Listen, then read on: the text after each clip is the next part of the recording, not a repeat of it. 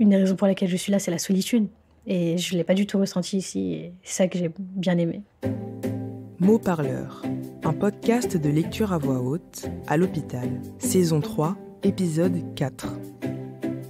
Nous sommes à la salle de radio, au 3e étage de la Maison de Solène, maison des adolescents de l'hôpital Cochin, la première du réseau des maisons des adolescents. Dans cet épisode, vous entendrez Aïchata, Charlotte, Joséphine, Naël, Rebecca et Sandrine. Il et elle se sont réunis au printemps 2025 lors de plusieurs ateliers animés par Guillaume Retz afin de lire et commenter des extraits du livre Les belles vies de Benoît Mainville, paru aux éditions Sarbacane. Ensemble, il et elle ont donné voix à cette œuvre. Attention, on prend une grande inspiration avec le nez.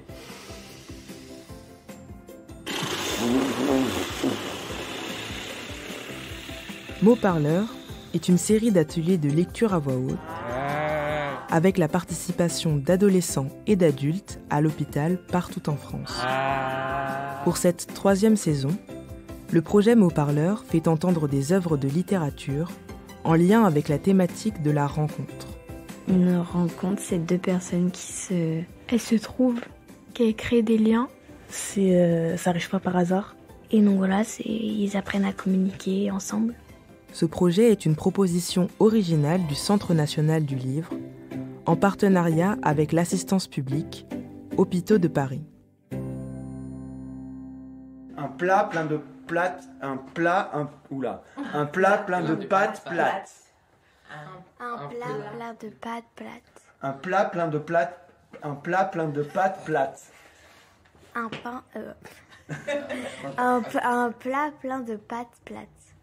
Tous ensemble, allez-y, 1, 2, 3. Un plat plein de pâtes plates. 2 fois la suite, 1, 2, 3. Un plat plein de pâtes plates. Un plat plein de pâtes plates. Ok. Alors, donc, pour présenter le livre, puisque là, du coup, on fait l'enregistrement aujourd'hui, est-ce que quelqu'un peut nous parler un petit peu du livre, si on devait résumer ça à quelqu'un qui ne l'a pas lu? Dans ce livre, on raconte l'histoire de Vasco et Jib qui vivent dans une banlieue pas loin de Paris. Au début de l'histoire, ils se battent pour une fille avec un autre garçon. Ils se sont bagarrés et la personne avec qui ils se sont bagarrés a porté plainte. ils sont envoyés pendant les vacances d'été dans une famille un peu, on va dire, d'accueil. Ils ont été envoyés là-bas pour travailler, faire des tâches. Et on va découvrir les péripéties de ces derniers et comment est-ce qu'ils vont s'intégrer dans leur groupe. Dans la famille d'accueil, il y a 2 enfants. Des jumeaux, Dylan et Jessica. Des triplés, une fille, Chloé du coup, et quelques autres enfants. Et puis voilà. Et aussi, on va aussi suivre le mal-être de Dylan, le fils biologique des 2 parents. Vasco et Jib se demandaient si ça ne va pas être plus grave qu'ils ne le pensaient. Fess vissait sur son banc, les mains dans les poches de son jean. Vasco tente de se vider la tête en suivant le parcours d'une araignée sur le mur blanc blindé d'affiches de prévention. Jib a la trouille au ventre. Il n'a qu'à fermer les yeux et ceux de sa mère apparaissent. La nausée n'est pas loin. Un policier passe devant eux, les bras chargés de paperasse. Il rentre dans le bureau d'à côté. Le commissariat est calme. Vasco glisse ses mains dans ses cheveux, gavés au pento, et tente un coup d'œil à son meilleur pote, son frère de cœur. Jib se contente de hausser les épaules. Le silence est interminable, interrompu parfois par des bruits de doigts sur des claviers, des éclats de voix, une machine à café qui vous rombit. Un autre agent arrive, il marche d'un pas décidé, suivi d'une vieille dame qui peine à tenir la distance. Vasco s'attarde sur le bandage qu'elle porte au front, soupire et se penche vers Jib. « Tu vas la rappeler, Samia. Je t'ai dit d'oublier mon nom. Putain, je t'ai dit que j'étais désolé. Tu crois que je m'en veux pas? Me saoule pas, Vasco. » Du fond de sa colère, Jib ne comprend toujours pas comment tout ça a pu déraper si vite. Enfin, si, il y a toujours une fille dans l'histoire, avec Vasco, quand ça tourne mal. Une fille, un autre mec, et Vasco à chaque fois. Vasco, le poing dressé et les neurones en cale sèche. Déjà, tout môme, au parc en bas de la cité, il s'attaquait à ceux qui voulaient piquer son goûter à Jib. Et voilà, encore une fois, il a fallu que ça arrive aujourd'hui, le dernier jour de bahut. On va parler un petit peu du livre, de ce livre Les Belles Vies. Ce livre a été choisi par le CNL et il a été choisi en lien avec un thème, une thématique. Et cette année, c'était la rencontre. Naël, à quoi ça t'a fait penser ce livre, ou est-ce que tu peux nous parler un petit peu, nous dire 2-3 mots? Et j'ai bien aimé ce livre parce que voilà, je trouve que ça regroupe bien les adolescents et dans le vocabulaire aussi on s'y retrouve. J'ai l'impression que c'est comme si on écrivait ce qu'on disait dans la vie réelle et du coup c'est pour ça que j'ai beaucoup aimé ce livre et voilà, je trouve intéressant de voir d'un côté Vasco et Jib, des personnes qui n'ont pas eu, d'entre guillemets, de vrais problèmes, se confronter à des enfants qui, eux, ont des problèmes qui ont été un petit peu plus graves et que, voilà, abîmés par la vie, ils se retrouvent chez, entre guillemets, tonton et tata. C'est qui tonton et tata, Joséphine? C'est ceux qui dirigent la famille d'accueil. C'est une famille d'accueil. C'est ça. Dire ça directement. C'est ça. Oui. Et voilà, il les aide à se remettre dans le droit chemin et je trouve ça assez intéressant du coup de voir l'évolution des personnages, Vasco et Jib en l'occurrence.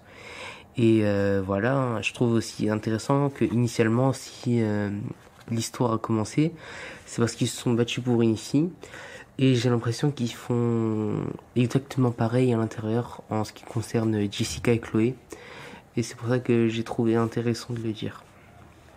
Ils font pareil, c'est-à-dire? Il se bat pas physiquement, mais avec les mots pour l'instant, ils essayent de se ridiculiser pour se mettre en valeur au-dessus de l'autre, aux yeux de la fille qu'il aime, et je trouve ça assez intéressant du coup, parce que ça rappelle beaucoup les pratiques dites de notre génération, notre époque.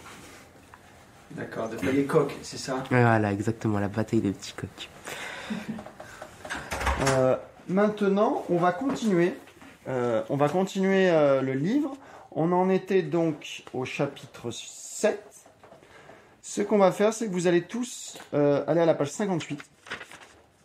Peut-être, on peut dire un petit mot avant. Joséphine, quel est ton personnage préféré pour le moment? Ou c'est lequel auquel tu penses quand tu penses à ce livre? Chloé. Qu'est-ce que tu l'aimes bien? Pourquoi elle t'intéresse? Je l'aime bien, enfin, je me reconnais un peu avec elle, donc je l'aime bien. En quoi tu te reconnais? Je sais pas. Chloé, elle est gentille, elle est solaire. Et voilà. Gentille et solaire. Ok.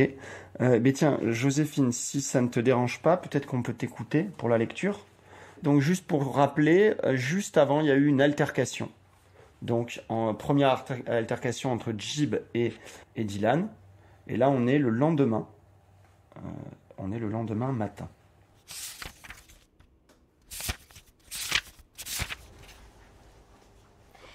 Je vais vous lire un extrait où Vasco va chercher des œufs dans la grange. Il se glisse à l'intérieur. Odeur de vieux et de moteur froid. Il y a la BX, une vieille Twingo, 2 bécanes, des 103 SP, un petit scooter, des dizaines de vélos pour tous les âges, des établis de bricolage et tout un tas de matériel agricole. 3 congélateurs et au fond, ce qui semble être une autre voiture sous une bâche. Vasco ne peut pas résister. Les voitures, ça a toujours été son truc. Et il se demande encore pourquoi il n'a pas fait un CAP de mécanique plutôt que d'apprendre les rudiments de ce qu'il enverra sur les chantiers, sur les traces de son père. Il ne sait pas bien pourquoi, mais c'est vrai qu'il aime farfouiller et se salir les mains. De préférence sur des modèles anciens, classe si possible. Quand il soulève la bâche, son cœur fait un bond. Il la reconnaît immédiatement. C'est mieux que classe. C'est l'Eldorado, une Ford Mercury, modèle de 55, la version coupée de la 8 de 49. Il n'en revient pas de trouver une telle caisse dans un coin aussi paumé. Elle est recouverte d'une couche de poussière, mais ne semble pas incapable de rouler. Depuis qu'il a 12 ans, il a déjà conduit plusieurs fois. Ses grands cousins le laissent parfois taquiner le volant en Portugal. Il adore ça. Il passe une main sur la peinture noire, souffle dans la poussière. « Je croyais que tu t'étais perdu, ou qu'une poule s'est attaquée à toi. » La peur de sa vie, tonton dans son dos. « Pardon, non, c'est que j'ai joué un peu avec un ballon, enfin, et... » « Calme-toi, Vasco, ce n'est rien. » Tonton examine le panier. Belle récolte. Tata et Dylan raffolent des œufs brouillés le matin. « Tu aimes les voitures ? » ?»« Oui, et puis celle-là, c'est vraiment la classe, quoi. » « Je l'ai ramenée de là-bas, après la guerre. J'ai pris mon sac à dos et je suis allée voir du pays. J'ai travaillé 6 mois en Californie. Les oranges, les vendanges, et avec quelques économies, j'ai pu me l'acheter. J'ai sillonné le continent. En 87, une pièce a lâché, je n'ai pas pris le temps de la réparer. Je travaillais beaucoup et il y avait les enfants. À l'époque, j'étais éleveur. On vivait simplement, avec l'agrément de Tata, celui que j'ai pris, et le peu de ce que je ramenais de la ferme. J'ai dû me mettre en cessation d'activité avant ma retraite. Elle est un peu rouillée, j'imagine. Il y aurait bien du travail pour la remettre sur pied. Honnêtement, ça me ferait plaisir de vous aider. J'ai pas d'expérience, mais j'aime mettre les mains dans le cambouis. Il y a déjà beaucoup de travail sur la grange. Et puis tu vas me tutoyer, d'accord ? Je sais que tu le fais par respect et parce qu'on te l'a appris, mais je préférerais. Le respect se place à un autre niveau qu'un tu ou un vous chez moi. Vasco acquiesce. Pour la voiture, il n'insiste pas, même s'il aimerait vraiment entendre le monstre ronronner. Alors moi j'ai choisi ce livre parce que déjà il y a un peu, j'aime bien les livres où il y a un peu d'aventure et tout ça, et là il y en a. Et puis je me reconnais bien dans les personnages, et puis je m'imagine un peu à leur place, et du coup j'ai vraiment l'impression de vivre l'histoire et d'être vraiment dedans. Et donc, c'est pour ça que ça m'a plu.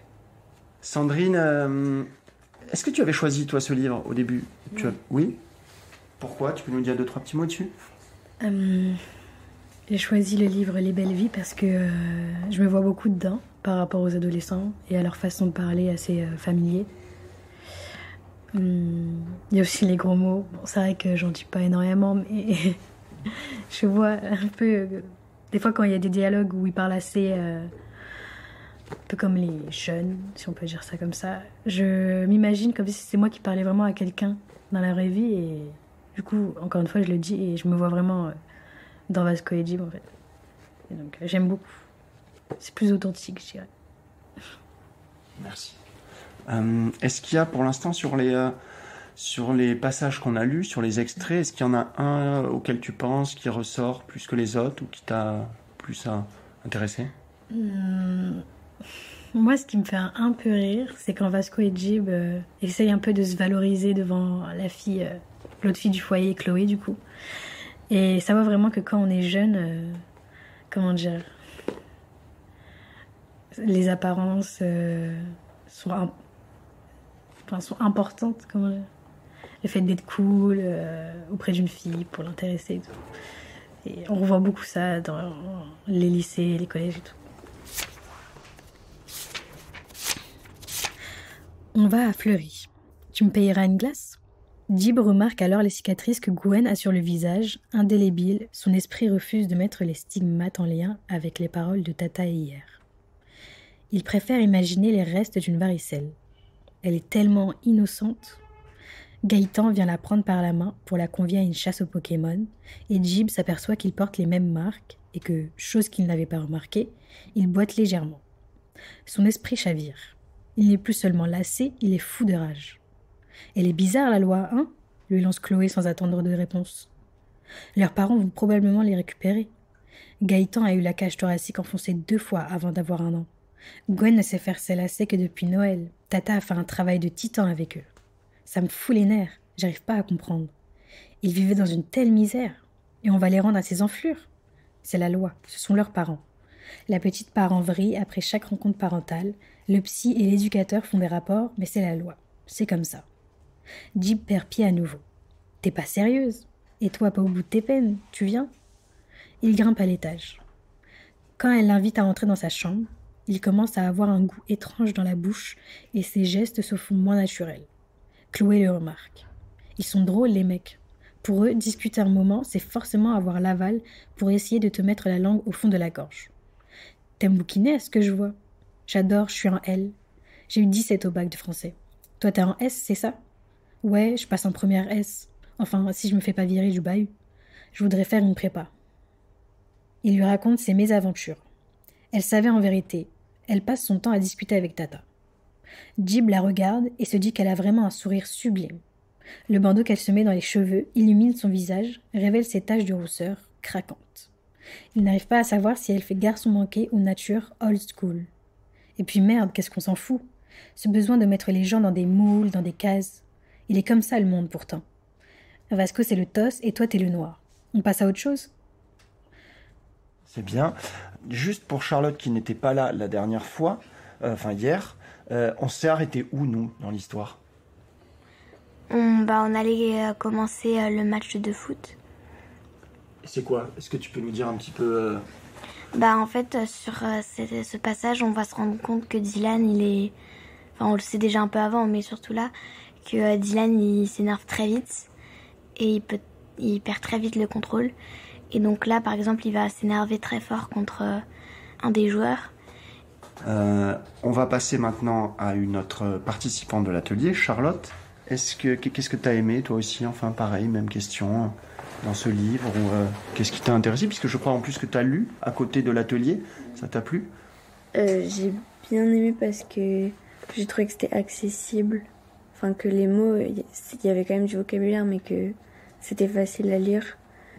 J'ai bien aimé aussi parce qu'il y avait plein de caractères différents dans les ados et tout ça. Et qu'il n'y a pas beaucoup de descriptions, comme j'aime pas trop ça. Donc, voilà. D'accord, donc moins de description, plus d'action. Ouais. Ok. Voilà. Donc, on en était à la page 114. Page 114, donc vous pouvez prendre le livre.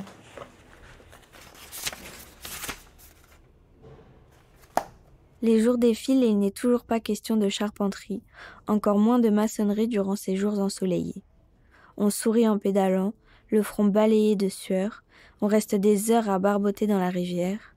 La vie devient buissonnière et les balades le long de la voie ferrée se font aussi intensives que les séances de préparation du spectacle pour Jib et Chloé, que le jeu du chat et de la souris pour Vasco et Jessica. Le soir, on enchaîne vieilles VHS et DVD, jeux de cartes. On peut brailler jusqu'à faire écho dans la nuit, ça ne gêne personne. Après ces journées bien remplies, Vasco et Jib jouent à la console jusqu'à ce que le soleil se couche derrière le grand champ peuplé de bottes de paille. Ça vanne, ça déconne, et bien sûr, ça en rajoute des caisses à chaque fois que Jessica et Chloé entrent dans la grande chambre. De son côté, Dylan emmène souvent la colonie de petits à la pêche. Il fume ses joints pendant qu'il traque des écrevisses. Alors, dans ce passage, tiens, Rebecca, juste pour savoir un petit peu ce que tu as compris, qu'est-ce que l'auteur il nous raconte? Qu'est-ce qu'on a entendu? Il parle des jours qui se sont déroulés et que ils se sont, ça a l'air fun un peu cool les jours qui se sont passés. Oui, c'est vrai, c'est plutôt des journées agréables. Qu'est-ce que tu as retenu? Est-ce que tu te rappelles un peu la relation entre les personnages? Qu'est-ce qu'il raconte l'auteur là?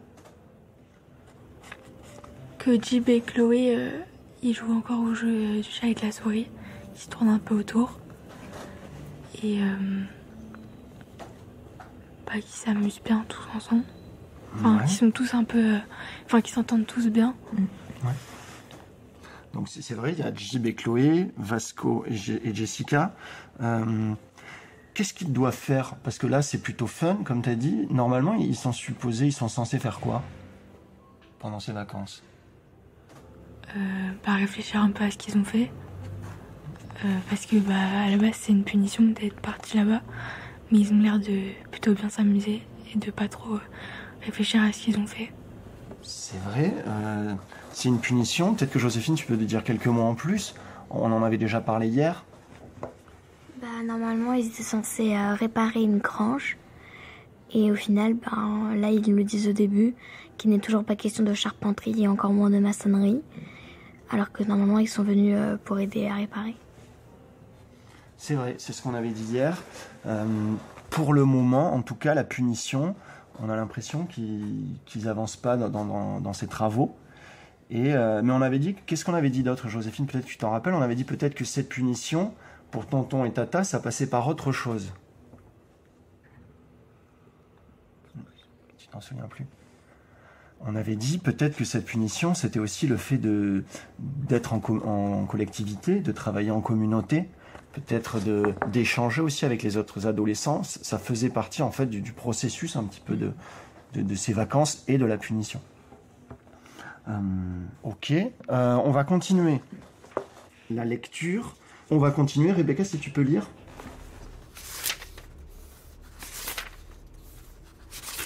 Puis vient le jour du match de foot. Dylan en tremblerait presque, comme un gamin à qui on a promis Disney depuis des lustres. Il a chaussé des crampons et son maillot de Lady Auxerre. En vérité, ce match prend déjà des allures de combat pour l'honneur. Chacun a son objectif. Vasco sait qu'il y aura Lionel dans l'équipe adverse. Jib pense à Chloé qui sera sur le bord du terrain avec Jessica. Et Dylan rêve simplement de cette occasion, de sentir ses poumons lui remonter dans la gorge, de tout donner et de finir main au sol, le corps harassé et l'esprit vide, enfin. Et puis Perrine sera là aussi. La bande descend à Tamnay à pied. Ils sont en ligne, marchent d'un même pas. Donc ce qui nous intéresse, en tout cas maintenant, c'est le match de foot. Dylan, qu'est-ce que tu as lu là? Dylan, il a l'air comment par rapport à ça? Il est comparé à un gamin à qui on a promis Disney, donc il attend que ça. Il attend que ce match de foot. Et puis là, en fait, dans le passage qui va suivre, il va y avoir une explication des personnes qui vont être là.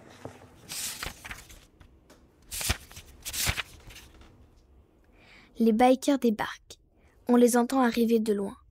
En rang, ils investissent le champ de foire. 2 mobylettes, une 80 cm3, 2 scooters. Se garent pas très loin des cages. 3 poteaux de bois usés par le temps. Il n'en faudrait pas beaucoup pour qu'ils s'écroulent. Chloé soupire, agacée par avance à l'idée de voir le match se transformer en pugilat pour le trône de la virilité. Il y a d'abord Lionel, qui descend de sa bécane, casque à la main, sourire de beau gosse et maillot de Barça, suivi de près par Jean, décidément moins chanceux question gueule d'amour, maillot de la Juve sur son corps boudiné. Derrière eux, Bastien pose sa meule contre la cage et étire sa carrure de rugbyman. Il tend son casque à sa cousine, Perrine, laquelle salue Dylan de la main avant d'aller rejoindre Jessica et Chloé. Dylan souffre déjà de la voir si belle et de ne pouvoir l'embrasser. Approche ensuite un grand gros rougeau avec une tête de gentil, habillé comme on le faisait dans les quartiers il y a 2 ans.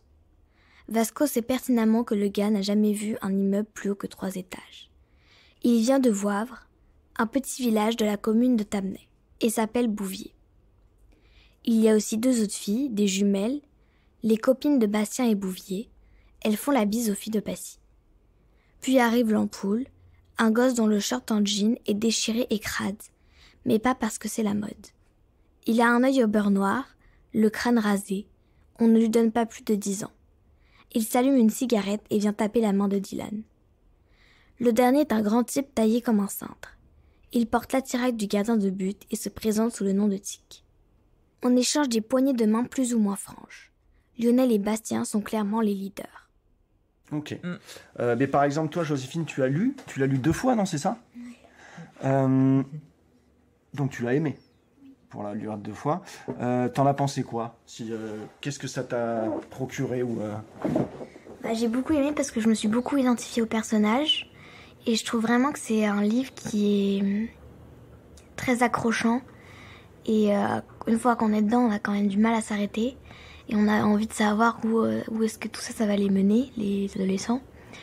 Et du coup, après, plein de relations vont se créer entre, par exemple, Chloé et Jib, Vasco et Jessica, tout ça. On s'attache facilement aux personnages, en fait. C'est ce que j'aime bien dans ce livre. Et c'est vrai qu'à la fin du livre, on a vraiment l'impression de quitter des personnes. Donc, Aïchata, tu viens d'arriver. Est-ce que... Tiens, Charlotte, qu'est-ce qu'on vient juste de voir avant, pour le contextualiser?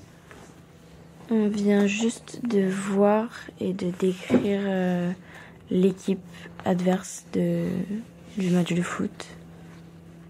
On a vu un peu chaque gros caractère de l'équipe et voilà. Lequel tu retiens? Celui avec le short déchiré, mais pas pour le style. L'ampoule. Oui. Ok. Donc là, tu l'as bien dit, Charlotte, on a eu la description de la seconde équipe, les bikers. Le match donc va commencer et tu vas nous lire un passage. C'est le passage où Dylan va s'énerver, on va voir son caractère. Donc on va tous prendre la page 127. 2-2. Explosion de joie. Chloé exulte, elle saute sur place et se jette dans les bras de Jib qui n'en demandait pas tant. Vasco revient bras dessus bras dessous avec Dylan. L'action est magnifique, le but splendide. Arrivé face à Jean, encore hilar, Dylan dégaine. Alors le roukmout, tu manges, hein? Pfff, connard, t'es content, tu marques des buts. Elle est bien ta vie. Moi au moins, ma mère elle se fait pas baiser par un mec de 20 ans dans les chiottes du Mémon. Trop tard. Dylan s'arrache à Vasco, se rue sur Jean, son front lui percute le visage et dans un hurlement enragé, il l'envoie au sol. Ses mains lui agrippent les cheveux, il lui écrase le visage dans la terre. Consternation, tout le monde accourt. Bastien, Lionel, Jib et Vasco, puis les Gaules. Les filles se lèvent, Jessica retient ses larmes. Dylan, incontrôlable, roue de coups le pauvre mec. Fils de pute, je vais te buter, jamais tu parles de ma mère, jamais.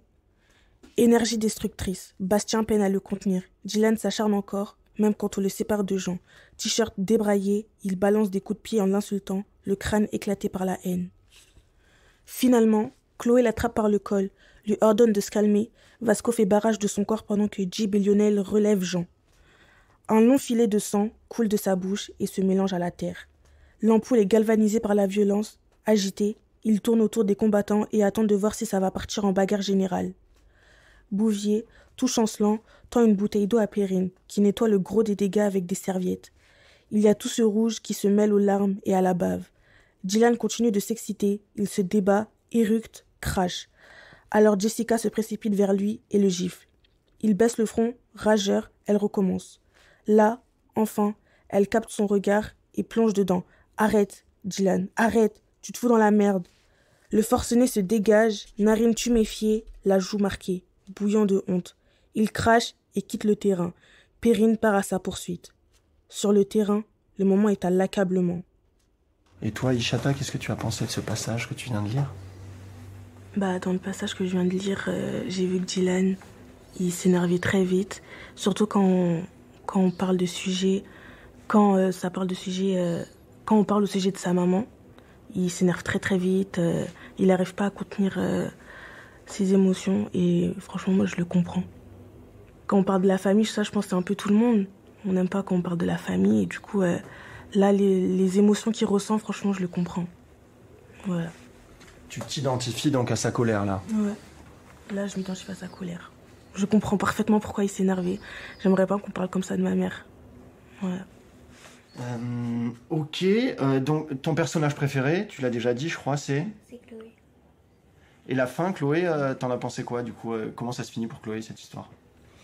Du coup, elle va retourner vivre avec son père. Et elle est triste. Mais... Après, ils nous disent qu'elle va retourner vivre avec lui, mais après on n'est pas certaine. Enfin, on n'est pas certain. Parce que c'est pas encore fait, quoi. Donc pour ça, à la fin, on sait pas trop, du coup. On n'a pas plus d'indications que ça. Mais après, elle va vivre une belle histoire avec Jib aussi. Donc, ouais. La fin, t'en as pensé quoi? Ça t'a plu? C'est une belle fin? C'est une fin triste? Comment... Qu'est-ce que tu as ressenti? En fait, c'est une fin où on s'y attend un peu quand même, je trouve. Enfin, l'histoire d'amour entre Vasco et Jessica et Chloé et Jim, on s'y attendait. Et puis qu'ils rentrent chez eux après, c'était normal parce que c'était juste le temps d'un été.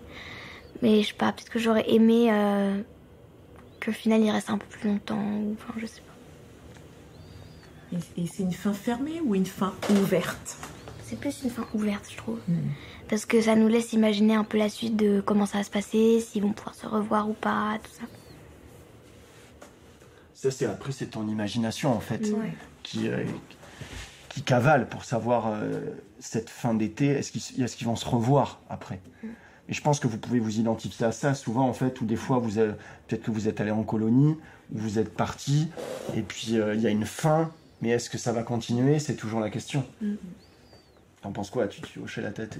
Tu ressens ça aussi parfois? Ouais, je ressens ça. Enfin, quand on va en colonie, au début on connaît personne, et au fil de la colonie, on commence à s'attacher aux gens et tout, et à la fin on n'a plus trop envie de les quitter, mais on se dit quand même peut-être qu'on pourra se revoir, même si c'est pas dans la colonie, on garde contact, que ce soit sur les réseaux sociaux et tout.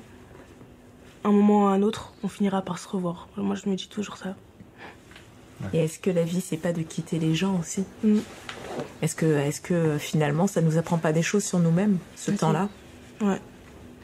Vu qu'on découvre de nouvelles personnes, on en apprend plus sur nous, je trouve. C'est bien, c'est une belle fin, c'est un beau message.